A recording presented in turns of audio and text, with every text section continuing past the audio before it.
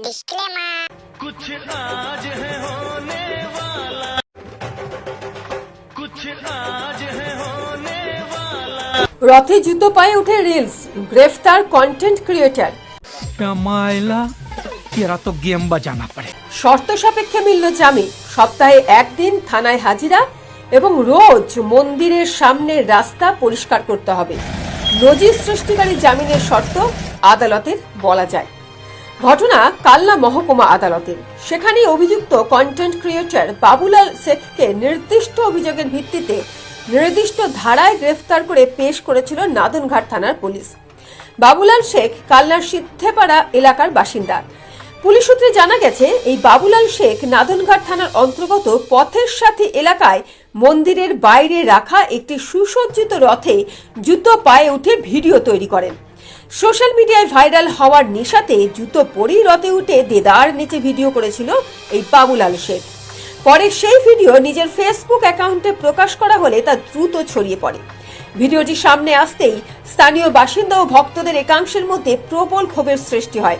এই ঘটনায় ধর্মীয় ভাবাবেগে আঘাত লাগার অভিযোগ ওঠে।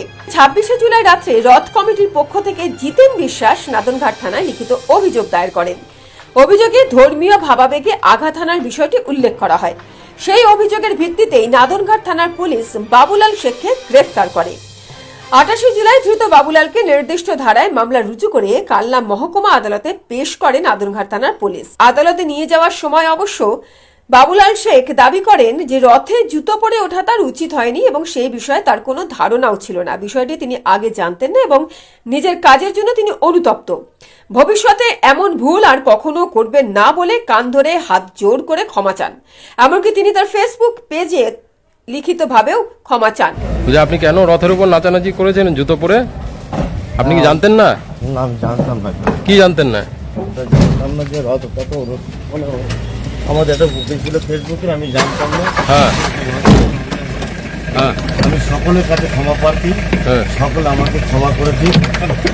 আমার জীবনে এরকম ভুল আমি নেক্সট কোনোদিনই করবো না। কোনো ধর্ম নিয়ে কোনো ভেদাভেদ করবো না।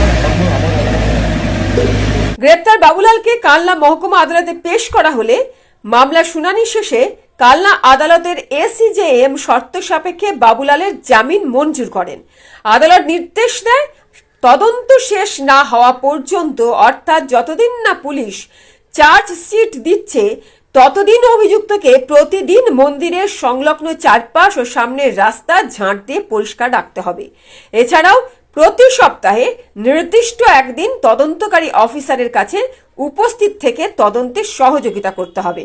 আদালতের এই শর্তকে ঘিরে এলাকায় ব্যাপক আলোচনা শুরু হয়েছে।